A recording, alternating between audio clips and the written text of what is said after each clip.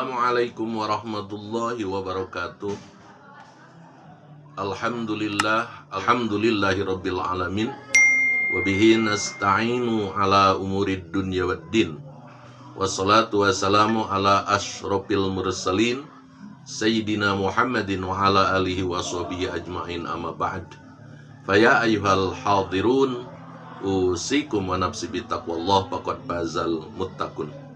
Pemirsa yang dimuliakan oleh Allah Subhanahu wa taala, alhamdulillah ketika kita memasuki bulan suci Ramadan dan menjalankan ibadah saum di dalamnya, maka ada etika atau adab-adaban yang kita harus laksanakan dan harus kita perhatikan ketika melaksanakan ibadah saum Ramadan. Adapun adab-adaban yang harus kita laksanakan ketika melaksanakan saum di bulan suci Ramadan ada beberapa hal. Yang pertama adalah kita harus mewanti-wanti niat pada malam hari. Lain dengan puasa sunnah. Kalau puasa sunnah, meniatkan untuk berpuasa di pagi hari, asal kita belum menyentuh minuman dan makanan, itu pasti jadi puasanya. Sedangkan bulan suci Ramadan adalah tetap kita wajib adalah berniat pada malam hari. Kalau misalkan kita wajib, kalau kita misalkan tidak melaksanakan niat di malam hari karena kelupaan dan lain sebagainya, maka besok harinya puasanya tidak jadi. Tapi kita tidak boleh berbuka puasa pada hari-hari yang lain, wajib melaksanakan puasa untuk kodoknya sebagaimana diatur dalam kitab-kitab ilmu fikih. Rasulullah sallallahu alaihi wasallam bersabda, "Man lam yubitin niat fala siyamallah." Barang siapa orang yang tidak berniat puasa pada malam harinya, maka fala siyamallah, keesokan harinya adalah dia seolah-olah tidak berpuasa atau puasanya tidak sah. Kemudian yang kedua adalah makan sahur. Makan adalah hal yang wenang, tapi ketika makan dikaitkan dengan sahur, tujuannya untuk puasa pada hari esoknya, maka makan tersebut hukumnya adalah sunnah. Kata Rasulullah sallallahu alaihi wasallam, "Tasahharu fa inna fis sahuri barakatun."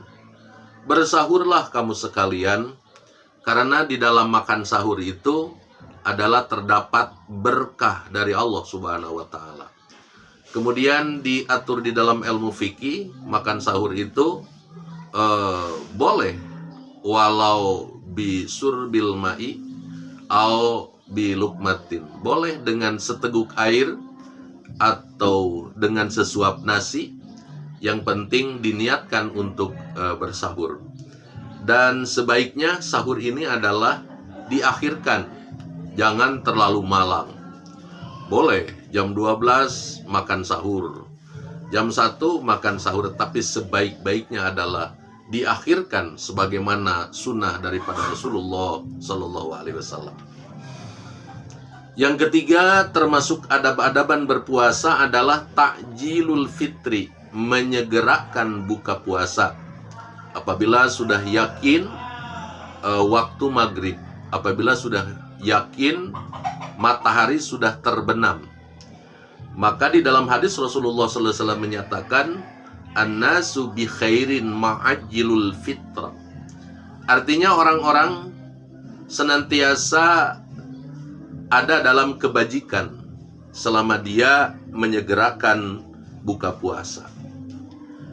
Kemudian yang keempat, ketika kita melaksanakan berpuasa adalah iksarud doa, memperbanyak doa ketika berpuasa.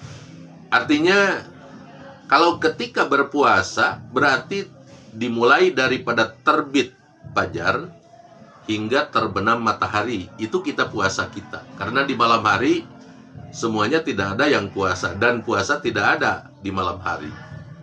Ketika siang mulai dari terbit fajar sampai terbenam matahari, perbanyaklah doa di situ.